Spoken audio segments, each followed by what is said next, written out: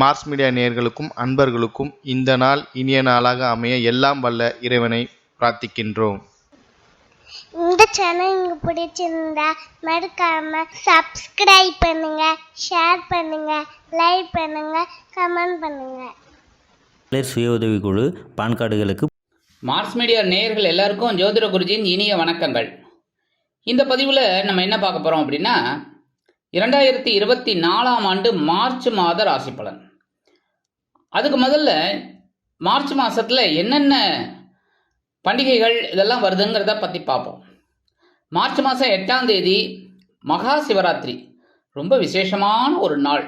ஏன்னா எல்லா சிவராத்திரியை விட இந்த சிவராத்திரி உச்சிதம், பெரிய சிவராத்திரின்னு சொல்லக்கூடியது. அந்த வகையில் இந்த மகா சிவராத்திரி அன்னைக்கு சிவபெருமான் கோயிலுக்கு போயிட்டு எம்பெருமான் சிவபெருமானையும் பார்வதி தேவியும், அதாவது அங்கே இருக்கிற அம்பாள், அது என்ன நாமகரணமாக இருந்தாலும் பரவாயில்ல, அம்பாளையும் வணங்கிட்டு அன்னைக்கு பொழுது விரதம் இருக்கிறது ரொம்ப விசேஷம். அந்த நாள் ஃபுல்லாக அபிஷேகம் ஆராதனை நடந்துட்டு இருக்கும் கோவிலில், ரொம்ப விசேஷம். எல்லா சிவன் கோயில்லையும் இருக்கும்.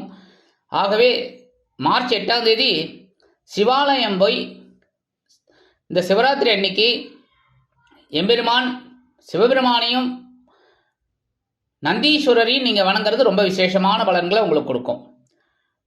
அதே சமயம் மார்ச் மாதம் 14ஆம் தேதி காரடையா நோன்பு. காரடையா நோன்புங்கிறது இந்த சாவித்திரி விரதம், ரொம்ப விசேஷம். உங்களுக்கெல்லாம் நிறைய பேருக்கு தெரியும் சத்தியவான் சாவித்திரி. அந்த கதை தனி கதை. அதாவது சாவித்திரி சத்தியவானோட உயிரை மீட்கிறதுக்காக யமதர்மராஜா கிட்டே வரம் வாங்கினவங்க. அதனால இந்த காரடையா நோம்பில் நம்ம சத்தியவான் சாவித்திரியை நினைக்கிறது ரொம்ப விசேஷம். அடுத்தபடியாக 25/3/2024 அன்னைக்கு பார்த்தீங்கன்னா ரொம்ப விசேஷமான நாள் பங்குனி உத்திரம். இந்த பங்குனி உத்திரம்ங்கிறது சாஸ்தா திருக்கல்யாணம். அதே சமயம் சிவன் கோவிலில் திருக்கல்யாணம் சிவபெருமானுக்கு, அதே சமயம் முருகப்பெருமானுக்கு திருக்கல்யாணம், முருகப்பெருமானுக்கு காவடி எடுக்கிறது எல்லாம் ரொம்ப விசேஷமாக இருக்கும். ஆக நீங்கள் கோவில் தரிசனம் ரொம்ப விசேஷம். சிவன் கோயிலாகட்டும், ஐயப்பன் கோயிலாகட்டும், அதே சமயம் முருகன் கோயிலாகட்டும், நீங்கள் போயிட்டு வழிபாடு பண்ணுறது ரொம்ப விசேஷமான பலன்களை கொடுக்கும். இந்த மார்ச் மாதத்தில் கிரகநிலைகள் அப்படின்னு பார்த்தீங்கன்னா மேஷ ராசியில் குரு, கன்னி ராசியில் கேது, துலாம் ராசியில் சந்திரன், மகர ராசியில் செவ்வாய் மற்றும் சுக்கிரன், கும்பராசியில் சனி பகவான், சூரியன், புதன், மீன ராசியில் ராகு. அந்த வகையில் இந்த கிரக அமைப்புகள் மாத ஆரம்பத்தில் இருக்கு. 2/3/2024 அன்னைக்கு புத பகவான் கும்பராசியிலேருந்து மீன ராசிக்கு போயிடுறார். 8/3/2024 இந்த சுக்கிர பகவான் மகர ராசியிலேருந்து கும்பராசிக்கு போயிடுறார். 14/3/2024 அன்னைக்கு சூரிய பகவான் கும்பராசிலேருந்து மீன ராசிக்கு போயிடுறார். அதே சமயம் அன்னைக்கே செவ்வாய் பகவான் மகர ராசிலேருந்து கும்பராசிக்கு போகிறார். கும்பராசியில் சனியோடு சேர்ந்துடுறார். அதே சமயம் சூரிய பகவான் ராகுவோடு சேர்ந்துடுறார் 14ஆம் தேதிக்கு அப்புறம். இதுதான் இந்த மார்ச் மாதத்தோட கிரக நிலைகள், சஞ்சாரங்கள். அந்த வகையில் இந்த மார்ச் மாதம் ஒவ்வொரு ராசிக்கும் என்னென்ன பலாபலன்களை கொடுக்க போகிறதுங்கிறத பற்றி நம்ம இப்போ தெளிவாக பார்ப்போம். பதிவுக்கு போகலாமா? எனதருமை மீன ராசி நேயர்களே, இந்த பதிவில் நம்ம என்ன பார்க்க போகிறோம் அப்படின்னா 2024 ஆண்டு மார்ச் மாத ராசி பலன். இந்த மார்ச் மாதத்தில் உங்களுக்கு எந்தெந்த கிரகங்கள் அற்புதமான நன்மைகளை செய்ய போகிறது, எந்தெந்த கிரகங்கள் மூலமாக நீங்கள் கவனமாக இருக்கணும், சந்திராசிரம தினங்கள் என்னென்னைக்கு பரிகாரமாக என்ன பண்ணினா ரொம்ப விசேஷம் அப்படிங்கிறத பற்றிலாம் நம்ம இப்போ தெளிவாக பார்க்க போகிறோம். உங்களோட ராசிநாதன் யாருன்னு பார்த்தீங்கன்னா குரு பகவான். இவரே தான் ஜீவனாதிபதி. அதுக்காக தான் இந்த மீனராசிக்காரர்கள் பார்த்தீங்கன்னா உத்தியோகத்துலேயும் சரி, தொழில் வியாபாரத்துலேயும் ஒரு முதன்மையான இடத்துக்கு வருவீங்க. ஏன்னா உழைக்கணும், நிறைய வேலை செய்யணும், அறிவு இருந்தால் அறிவோட வேலை செய்யணும், இல்லை உடல் உழைப்பு அப்படின்னா உடல் உழைப்பில் வேலை செய்யணும், இந்த மாதிரிலாம் நினச்சி சம்பாதிக்கணும் அப்படின்னு நினைக்கிறவங்க நீங்கள். அந்த வகையில் இந்த குரு பகவான் எங்கே இருக்காருன்னு பார்த்தீங்கன்னா தன வாக்கு குடும்பஸ்தானமாகி 2ஆம் இடத்துல இருக்கார். உங்களுக்கு எவ்வளோ பிரச்சனைகள், எவ்வளோ கஷ்டங்கள், எவ்வளவோ மனக்கிலேசங்கள், மனக்குழப்பங்கள் எல்லாத்தையும் ஓரளவுக்கு சமாளிக்கிற ஒரு ஆற்றலை இந்த குரு பகவான் தான் கொடுத்துட்டுருக்கார். உங்கள் ராசிநாதன் தான். ஏன்னா 2ஆம் இடம்ங்கிறது ரொம்ப விசேஷம். சுபகாரிய நிகழ்ச்சிகள் இல்லத்தில் நடைபெறும். அதே மாதிரி குடும்பத்தில் குழந்தைகளுக்கு வரன் தேடிட்டு இருக்கீங்க அப்படின்னா நல்ல வரன் கிடைக்கிறதுக்கு வாய்ப்புகள் இருக்குங்க. அதேமாரி கொடுத்த வாக்குறுதிகளை நீங்கள் காப்பாற்றி மகிழ்வீர்கள். அதேமாரி குடும்ப உறுப்பினர்களுக்காக சில முக்கிய முன்னேற்பாடுகளை செய்து மகிழ்வீர்கள். இருந்தாலும் குருவோட பார்வைங்கும்போது உங்களோட பகைருண ரோகஸ்தானமாகிய 6ஆம் இடத்துல விளையாடுறதுனால உங்களுக்கு உத்தியோகத்தில் ஒரு பெரிய பொறுப்புகள் கிடைக்கும். அதை சிறப்பாக செய்யக்கூடிய ஒரு வாய்ப்புகள் உங்களுக்கு கிடைக்கும். அடுத்தபடியாக கடன் சுமை குறையும். 8ஆம் இடத்தை தனது 7ஆம் பார்வையாக பார்க்கறதுனால உங்களுக்கு உடல் ஆரோக்கியம் ஓரளவுக்கு நல்லபடியாக இருக்கும், கவலைப்பட வேண்டாம். அடுத்ததாக 9ஆம் பார்வையாக உங்களோட ஜீவனஸ்தானத்தை பார்க்குறார். அதனாலேயே உங்களுக்கு கிடைக்கிற பொறுப்புகளை சிறப்பாக செய்கிறதுனாலே தொழில், வியாபாரம், உத்தியோகம் இதிலெல்லாம் ஒரு முன்னேற்றம் நீங்கள் கண்டிப்பாக எதிர்பார்க்கலாம். 11, 12 குடைய அதிபதி சனீஸ்வர பகவான். அதே சமயம் 4, 7 குடைய அதிபதி புதன். உங்களோட பகிர்வன ரோகாதிபதி சூரிய பகவான். இந்த 3 பேரும் சேர்ந்து விரயஸ்தானமாகிய 12ஆம் இடத்துல இருக்காங்க. 12ஆம் இடம் அப்படிங்கும்போது இந்த சனி பகவான் இருக்கிறது 7.5 ஆரம்பிச்சு போயிட்டு இருக்கு. முதல் சுற்று அப்படின்னா கல்வியில் நீங்கள் ரொம்ப கவனமாக இருக்கணும். 2வது சுற்றுனா திருமணம், வாழ்க்கையில் கவனமாக இருக்கணும். ஏன்னா நீங்கள் வாழ்க்கை துணையை தேர்ந்தெடுக்கிறது கவனமாக இருக்கணும். 3வது சுற்று அப்படின்னா உடல் ஆரோக்கியத்தில் கவனமாக இருக்கணும். இந்த வகையில் இந்த சனீஸ்வர பகவான் 12ஆம் இடத்துல இருந்துட்டு சில நன்மைகளை உங்களுக்கு கொடுப்பார். என்னென்னா சில பேருக்கு பார்த்தீங்கன்னா வீடு, மனை, வாகனம் அதெல்லாம் வாங்கக்கூடிய ஒரு யோகம் உண்டாகும். பொன்பொருள், ஆடை, ஆபரண சேர்க்கை உண்டாகும். இல்லைன்னா வீட்டை கொஞ்சம் பராமரிப்பு பண்ணலாம் அப்படின்னு நினச்சி அதை கொஞ்சம் நல்லபடியாக பண்ணுவேன், அதெல்லாம் செலவு வரும். இந்த மாதிரி சில பேருக்கு பார்த்தீங்கன்னா சுப செலவுகளும் அதிகமாக இருக்கக்கூடிய வாய்ப்பு இருக்குங்க. 2, 3, 2024 இந்த புத பகவான் ஜென்மராசிக்கு வந்துடுறது ரொம்ப நல்லது. ஏன்னா மனசில் இருக்கிற குழப்பங்கள் கொஞ்சம் கொஞ்சமாக குறையும். ஏன்னா அறிவுத்திறன் விருத்தியாகிறதுனால உங்களுக்கு எடுக்கிற காரியங்கள் அற்புதமாக சித்திக்கும். அதன் மூலமாக மனதில் ஒரு வித சந்தோஷம் குடிகொள்ளும்.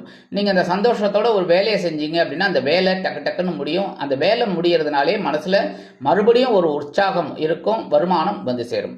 அதனாலேயே உங்களுக்கு நல்லபடியாக ஒரு அமைப்பு இப்போ உண்டாகும். அடுத்தபடியாக இந்த கல்வி பயிலும் மாணவிகள் கல்வியில் இருந்து வந்த ஒரு குழப்பமான சூழ்நிலை மறைந்து ஒரு உற்சாகமான சூழ்நிலை கண்டிப்பாக அவர்களுக்கு அமையும். எழுத்து மற்றும் அச்சுத்துறையில் இருக்கும் நண்பர்களுக்கு எதிர்பார்க்கும் சில முன்னேற்றம் கண்டிப்பாக வந்து சேரும். 14/3/2024 முதல் இந்த சூரிய பகவானும் ஜென்மராசிக்கு வந்துடுறார் அப்படிங்கும்போதே கொஞ்சம் குழப்பம், முன்கோபம் அதெல்லாம் அதிகரிக்கும். கொஞ்சம் எந்த ஒரு விஷயத்தையும் நீங்கள் திட்டமிட்டு செயல்படுத்துறது நல்லது. முக்கியமாக உடல் ஆரோக்கியம் கவனிக்கப்பட வேண்டும். ஏதாவது ஒரு சின்ன பிரச்சனைனா கூட சரியாக மருத்துவ செலவுகள் இருந்துன்னா எடுத்துக்கோங்க. அதே மாதிரி உடல் ஆரோக்கியம் சிறப்படையணும் அப்படின்னா இந்த உணவு கட்டுப்பாடு இதெல்லாம் எடுத்துக்கிறது ரொம்ப நல்லதுங்க. முக்கியமாக பேசுகிற வார்த்தையில் கவனமாக இருக்கணும். வாகன பயணங்களில் நிதானம் கண்டிப்பாக வேண்டும். 2, 9 குடைய அதிபதி செவ்வாய் மற்றும் 3, 8 குடைய அதிபதி சுக்கிர பகவானுடன் இணைந்து சுக்கிரமங்கல யோகத்தை இந்த லாபஸ்தானத்தில் இருந்து கொடுத்துருக்கார். அற்புதம். லாபங்கள் குவிந்து கொண்டே இருக்கும். நீங்கள் எடுக்கிற காரியங்கள் பொன்னாகும். எடுக்கிற முயற்சிகள் வீணாக போகாது. எல்லாமே உங்களுக்கு அற்புதமாக இருக்கும். உடன்பிறப்புகள் அனுகூலமாக இருப்பாங்க. சில நேரங்களில் உடல் ஆரோக்கியத்தில் சின்ன சின்ன பின்னடைவு இருந்தாலும் ஒரு சமாளிக்கிற ஒரு ஆற்றல் உங்களுக்கு கண்டிப்பாக இருக்குங்க. தனவரவு, அப்பாவோட ஆதரவு இதெல்லாம் உங்களுக்கு கண்டிப்பாக இருக்குது. அதுவும் சுக்கிரமங்கல யோகம் அப்படிங்கிறதுல மனசில் சந்தோஷம் இருக்கும். எவ்வளோ பிரச்சனைகள், எவ்வளோ கவலைகள் இருந்தாலும் அதெல்லாம் தீர்க்கக்கூடிய ஒரு வாய்ப்புகளை இந்த சுக்கிரமங்கல யோகம் உங்களுக்கு கொடுக்கும். 8/3/2024 இந்த சுக்கிர பகவான் எங்கே வரப்போறான்னு பார்த்தீங்கன்னா விரயஸ்தானமாகிய 12ஆம் இடத்துக்கு வந்துடுறார். அதே சமயம் 14/3/2024 செவ்வாய் பகவானும் விரயஸ்தானத்துக்கு வந்துடுறார். விரயஸ்தானத்துக்கு மறுபடியும் சுக்கிரமங்கல யோகம் இருக்குன்னாலும் செலவுகள் கண்ணாபின்னான்னு இருக்கும். என்னென்னா சில நேரங்களில் நீங்கள் சுப செலவு செய்கிற மாதிரி இருக்கும். சில பேருக்கு புனித தலையாத்திரை செல்லக்கூடிய வாய்ப்புகள், குலதெய்வ பிரார்த்தனைகளை நிகழ்த்தக்கூடிய வாய்ப்புகள், இந்த குடும்பத்துக்காக சில முக்கியமான பொருட்களை வாங்கிறதுக்கு, இல்லைன்னா தந்தையாருக்கு சில செலவுகள், இந்த மாதிரிலாம் இருக்கும். சில பேருக்கு பார்த்தீங்கன்னா பூர்வீக சொத்துக்களில் கொஞ்சம் வில்லங்கம் இருக்கும். அதெல்லாம் தீர்க்கறதுக்கு இந்த வாய்தா அது இதுன்னு சொல்லி வக்கீல் செலவு இருக்கும். அடுத்தபடியாக உடன்பிறப்புகளில் இல்ல திருமண நிகழ்ச்சிகளில் கலந்து கொண்டு மகிழ்வீர்கள். அதன் மூலம் செலவு அதிகரிக்கும். முக்கியமாக உடல் ஆரோக்கியத்தில் கொஞ்சம் கவனம் எடுத்துக்கோங்க. ஏன்னா மருத்துவ செலவுகள் வேண்டாம். அடுத்தபடியாக ராகு பகவான். இந்த ராகு பகவான் உங்கள் ஜென்மராசிலேயே இருந்துட்டு சில குழப்பங்களை கொடுத்துட்டே இருக்கார். சில நல்லது பண்ணிட்டு இருக்கார். அதே சமயம் நீங்கள் பிரம்மாண்டமாக யோசிக்கிறீங்க எல்லா விஷயத்தையும். அதாவது சாதாரணமாக உடம்பு சரியில்லைன்னா அதையும் பிரம்மாண்டமாக யோசிக்கிறீங்க. சில கவலைகள் அப்படின்னா அதையும் பிரம்மாண்டமாக யோசிக்கிறீங்க. சில நன்மைகள் அதையும் பிரம்மாண்டமாக யோசிக்கிறீங்க. பெருச அளவில் நீங்கள் யோசிக்கிறீங்க.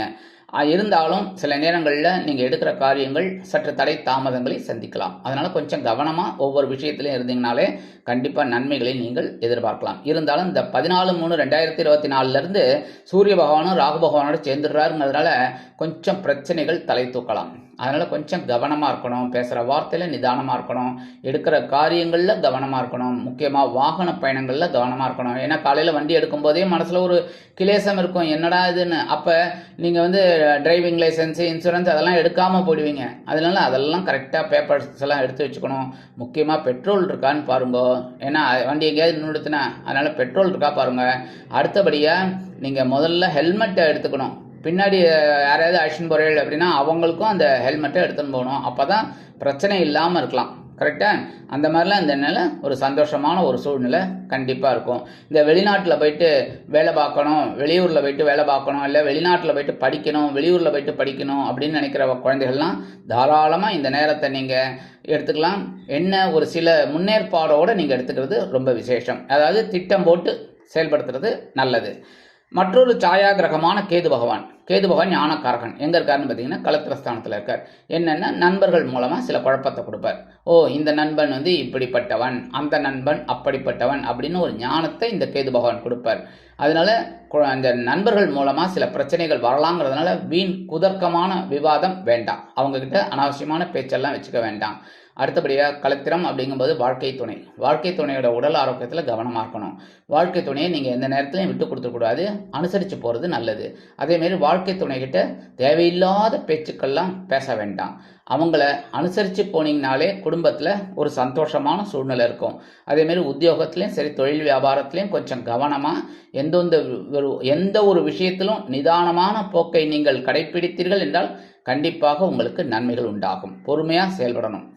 இந்த மாதம் சந்திராஷ்டம தினங்கள் அப்படின்னு பார்த்தீங்கன்னா 1/3/2024, 27/3/2024, 28/3/2024 இந்த தினங்களில் நீங்கள் எச்சரிக்கையாகவும் பொறுமையாகவும் நிதானமாகவும் கவனமாகவும் நடந்து கொள்ள வேண்டும். அப்படி பண்ணிங்கன்னா ரொம்ப விசேஷமான பலன்களை நீங்கள் எதிர்பார்க்கலாம். இந்த சந்திராஷ்டம தினத்தன்னைக்கு பக்கத்தில் இருக்கிற பிள்ளையார் கோயிலுக்கு போயிட்டு பிள்ளையாருக்கு நெய் தீபம் ஏற்றி வழிபாடு பண்ணுங்கோ. ஒரு நிமிஷம் அப்படியே தியானம் பண்ணுங்கோ. பண்ணிவிட்டு பிள்ளையாரப்பா நீ தான் இந்த சந்திராஷ்டம தினத்தில் இந்த குழப்பமும் இல்லாமல் வச்சுக்கணும் அப்படின்னு சொல்லி பகவானை வேண்டிட்டு போங்கோ. கண்டிப்பாக இந்த சந்திராஷ்டம தினங்களினால் வரக்கூடிய சங்கடங்கள், சிரமங்கள் கண்டிப்பாக சற்று குறையும். நான் சொல்கிறது சற்று குறையும். உங்கள் மனசில் ஒரு நிதானம் கிடைக்கும். சரியா? பரிகாரமாக என்ன பண்ணினா ரொம்ப விசேஷம் அப்படின்னா கண்டிப்பாக சனீஸ்வர பகவான் வழிபாடு பண்ணுறது நல்லது. ஏன்னா 7.5 சனியாக இருக்கார் அப்படிங்கிறதுனால இந்த சனீஸ்வர பகவானை விடாமல் தொழுதுவாங்க. தினந்தோறும் சனி பகவான் காயத்ரி சொல்கிறது தப்பு கிடையாது. சனிக்கிழமையில் நவகிரகங்களில் உள்ள சனீஸ்வர பகவானுக்கு எள் தீபம் ஏற்றி வழிபாடு பண்ணிட்டு வாங்கோ. ஏன்னா 7.5 சனியாக இருந்துட்டு உங்களுக்கு சுப செலவுகளாக கொடுப்பாரே தவிர அனாவசியமான வீண் செலவை கொடுக்க மாட்டார். என்ன வீண் செலவு இருந்தால் தான் கஷ்டம். அந்த வீண் செலவை இவர் கொடுக்க மாட்டார். சுப செலவாக கொடுக்கறதுக்கு வாய்ப்புகள் நிறையா இருக்குங்கிறதுனால சனீஸ்வர பகவானை வழிபாடு பண்ணுங்கோ. அடுத்தபடியாக அந்த ராகு கேது பிரீத்திக்காக புற்றுக்கோயில் போயிட்டு வர்றது ரொம்ப விசேஷம். புத்துக்கோயில் போயிட்டு ராகு பகவானையும் ராகு கேது பிரீத்திக்காக நாக வடிவில் இருக்கக்கூடிய அந்த தெய்வத்தை வழிபாடு பண்ணிட்டு வரணும். 2 நாகம் சேர்ந்து இருக்கிற மாதிரி இருக்கும். புத்துக்கோயில் போனீங்கன்னா தெரியும். அந்த 2 நாகம் சேர்ந்துருக்கிற மாதிரி இருக்கிற விக்கிரகத்தை நீங்கள் வழிபாடு பண்ணிட்டு வாங்கோ. மனசார தியானம் பண்ணிட்டு வாங்கோ. பக்கத்தில் இருக்கிற அம்பாளை தியானம் பண்ணிட்டு வாங்கோ. கண்டிப்பாக நல்ல தரிசனம் உங்களுக்கு அற்புதமான ஒரு முன்னேற்றத்தை கொடுக்கும். அதே சமயம் நீங்கள் அந்த புத்துக்கோயில் போயிட்டு வரதுனால உங்கள் மனசில் இருக்கிற குறைகள் கண்டிப்பாக தீரும். இந்த சிறு பரிகாரங்களின் மூலம் 2024 ஆண்டு மார்ச் மாதம் ஒரு அற்புதமான மாதமாக உங்களுக்கு கண்டிப்பாக அமையும் என்று கூறி விடைபெறுகிறேன். நன்றி, வணக்கம். மீண்டும் ஒரு அருமையான பதிவில் நான் உங்களை மனமகிழ்ச்சியோடு சந்திக்கிறேன். வாழ்த்துக்கள். வாழ்க வளமுடன்.